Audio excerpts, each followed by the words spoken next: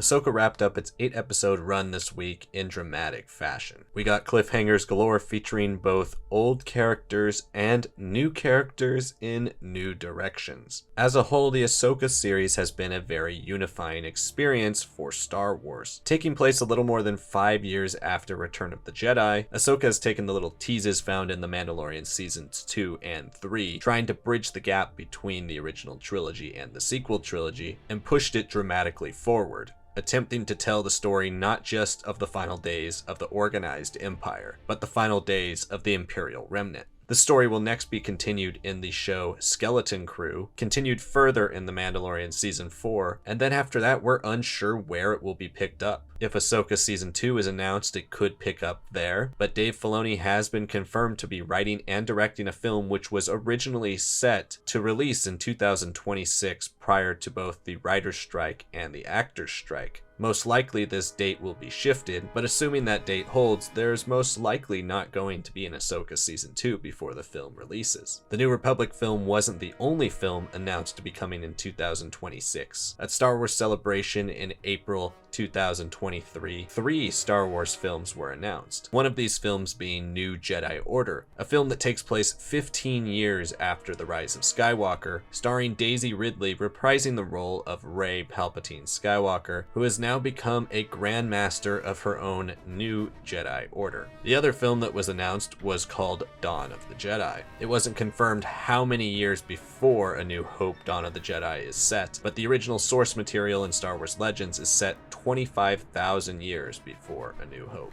The film was said to focus on the discovery of the Force and the origins of the Jedi. Now, why do I mention these two films? It's because I truly believe that Ahsoka and its subsequent material that will follow is setting the stage for what will be Star Wars' plan here over the next 5 years. Lucasfilm appears to be using Ahsoka as a base that will lay lore that connects all the way to the earliest days of the Jedi, and also sets up many things including the biggest threats and possible heroes that will appear in New Jedi Order. Let's first look at New Jedi Order, considering Ahsoka and Dave Filoni's New Republic film seem to be setting up many possible plot points that will tie both periods of Star Wars together. Obviously, the elephant in the room is that the New Jedi Order was also the title of Star Wars' longest book series. Written between 1999 and 2003, The New Jedi Order was a series of 19 novels, 3 ebook novellas, and 3 short stories that took place from 25 ABY to 29 ABY. The story followed the Yuuzhan Vong invasion of the main Star Wars galaxy. The Yuuzhan Vong were the main villains of the series. They quickly gained ground in their invasion despite efforts at repulsion by the New Republic and Luke Skywalker's New Jedi Order. Although this story does take place from 25 ABY to 29 ABY, and the Rey New Jedi Order film will take place in 50 ABY, it seems likely that Ahsoka setting up the idea of being able to cross galaxies could be leading towards a threat similar to the Yuuzhan Vong appearing in the film. The other obvious tie to New Jedi Order from Ahsoka is the series and this entire era's main villain, Grand Admiral Thrawn.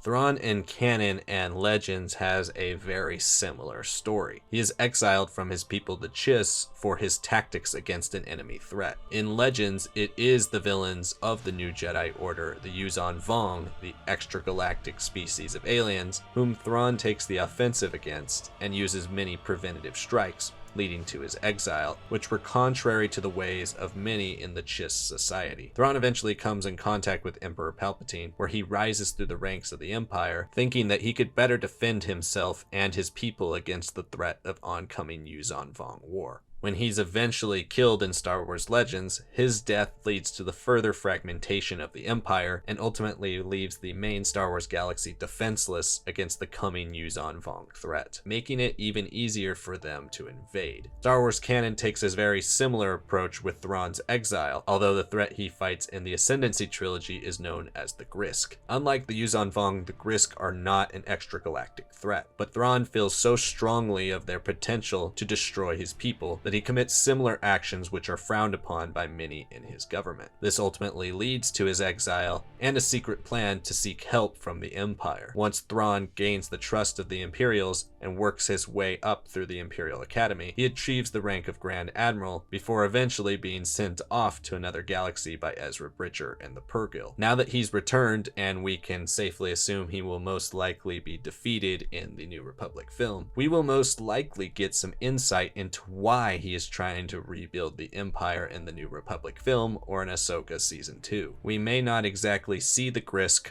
or the Yuuzhan Vong, but in that film or that season, they will be revealed as the priority to Thrawn and his motivation to restore the Empire to fight for his people. If any other Chiss characters are introduced or brought into the story of the New Republic, they could also appear in the new Jedi Order film. If the New Republic film does come out prior to the new Jedi Order film, we could get an early glimpse of what the Grysk look like, hear the dread in somebody as powerful as Thrawn's voice, as he talks about how afraid he and his people are of the incoming threat. Then we'll see them fully unleashed in New Jedi Order, and it will make Thrawn's defeat in the New Republic series a little bit more bittersweet. The Ahsoka series most likely is also laying the groundwork for characters who could appear on the good side in New Jedi Order. Rey is pitched to be the new Grand Master of her own Jedi Order, but it doesn't mean characters like Sabine Wren, Ezra Bridger, and possibly Jacen Syndulla aren't out there somewhere in a different galaxy and could return to help her fight the Grysk. It would be another nice way to tie together multiple eras. Ahsoka could also show up in that film, although I have a different theory for how she might appear, which leads me to Dawn of the Jedi. The Ahsoka show doesn't give us too many things that I think will be directly influential in Dawn of the Jedi, but it lays a lot of pieces of lore that could hint at the direction the film goes for creating a galaxy discovering the Force, and through that discovery, the subsequent religions that emerge. In Ahsoka Episode 6, Morgan describes Peridea as the ancient homeworld of her ancestors, the Dathomiri. Baylan replies that the Jedi archives spoke of this place. It was an end of a migration route by star whales as they traversed the void from one galaxy to the other. Morgan then replies, her people were the first to harness and ride the creatures in the days before time was counted. Later in the episode, when Shin makes a remark asking Baylan what he sees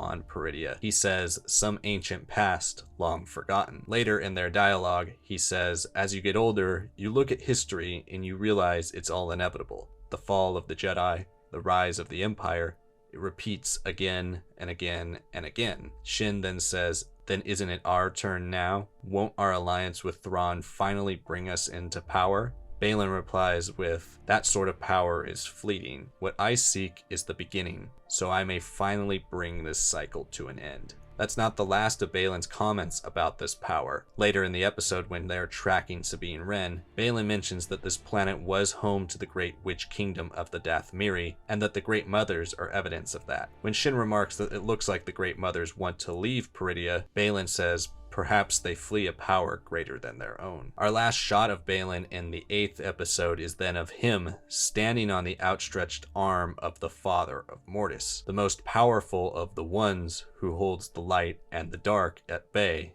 his daughter and his son. If Peridea is the ancient homeworld of the Dathomiri, and they're also connected to the Ones, could Peridea be the origin point of the Force? The original Dawn of the Jedi comic takes place on the planet Tython, where one of the early Force-sensitive groups known as the Jedi Order, yes, the predecessors to the Jedi Order, reside before the polarization of the light and dark sides of the Force. The Jedi Order was carried to Tython on 8 great ships known as Tho-Yor. This was termed the First Migration, a word also used when describing the Purrgil in Ahsoka. It's long been theorized that the Mortis gods did create the Tho-Yor, considering the pyramid shape of the Tho-Yor and Mortis itself. If this is Ahsoka directly connecting Dawn of the Jedi with the Mortis gods, this could be kind of a confirmation that they could be of a similar origin, and that the Dathomiri could be one of the species that was brought on a Tho-Yor to Peridea, where dark side infused Night Sister magic played a role in the civilization of the early orders of Force users like the Jedi Order. The original beings in the Jedi Order were made up of many who gave in to both light and dark, but always searched for balance. although some species, such as the Sith, were more prone to giving in to their dark power. We could still very well have the Sith in Dawn of the Jedi, but it seems like the Dathomiri might be set up to be part of that dark side half of the original Force Orders. Then there are also the possible connections to the Zeffo on the Peridian Temple that we see in Ahsoka. The Zephonians, or Zeffo for short, were an ancient sentient species native to the planet Zeffo, which does exist in the main Star Wars galaxy. However, who's to say they were not initially from Peridia before making a migration over to their own world, which they named Zeffo. The Zeffo hieroglyphs could also have originated from the Dathomiri. As we know, Zeffo were buried and entombed on the planet Dathomir. If the Zephonians did originate from Zeffo, the Dathomiri might have conquered their planet in early days, forcing their own language and hieroglyphs onto the species. Let's go back to the Zeffo hieroglyphs for a second. Translating some of the Zeffo hieroglyphs on a wall chamber in Peridia, it reads that Kujet was the ruler over the planet, and his reign was everlasting. This text references Kujet, one of the great Zeffo sages who established a great palace on the planet Dathomir centuries before the fall of the Galactic Republic. He was considered a ruthless leader, and he ordered the destruction of the Astriums, which the Zeffo used in their religious practices. His followers were promised power and control over the Force, which they called the Life Wind.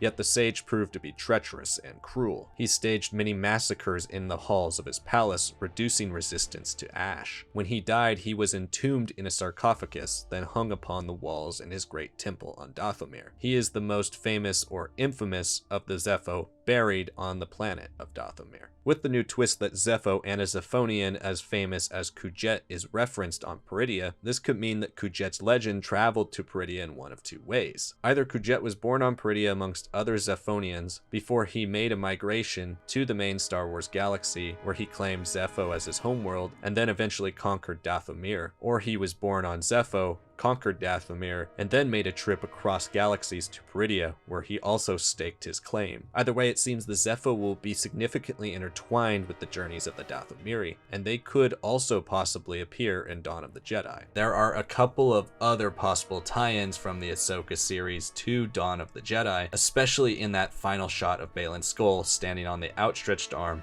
of the father of Mortis. It's long been speculated that the prominence of Anakin Skywalker in the Ahsoka series is priming him to possibly reclaim his role as the father of Mortis. In the Mortis arc in the Clone Wars, the father brought Obi-Wan Kenobi, Anakin Skywalker, and Ahsoka Tano to the Temple of Mortis in order to try to convince Anakin Skywalker that he should replace him, keeping the Force in balance. The events that transpired killed all three of the ones, creating an unbalance in the Force that only Anakin could reunite. So if in this New Republic era Anakin does take the place of the father and does officially become the new father of Mortis, Ahsoka seems primed to become the new daughter. In that same Mortis arc, Ahsoka is killed by the son. The son then attempts to kill the father, but he is prevented from doing so as his sister, the daughter, jumps in front of the father, sacrificing her own life for his. As the daughter lay dying, she offered to give her last bit of life force to resurrect Ahsoka. The Convor Mirai thus always flies around Ahsoka as a symbol of the daughter. This could be Filoni's perfect way to send off Ahsoka once and for all. She's died on Mortis and been resurrected, should have died against Darth Vader but was pulled into the world between worlds. All of these deaths and resurrections seem to be leading her to some sort of galactic importance. It would be very fitting that at the end of the New Republic film, or Ahsoka season 2 or 3 or however many it goes, Ahsoka's final send-off is not a death of violence, but rather one in which she chooses to become one with the Force, becoming the embodiment of the light side that gave her life a second time, and joining Anakin on Mortis forever. She is basically like Anakin's daughter, considering she is Anakin's apprentice, and she would fit the role of the daughter perfectly. That does leave it up in the air who could take the role of the son. Many have speculated it could be Baylan Skoll. Others have speculated it could be Emperor Palpatine himself. It seems like future installments in the New Republic era will definitely crystallize this as we continue to explore Peridia and both the stories of Baylan Skoll and Ahsoka Tano. But that leaves one more question.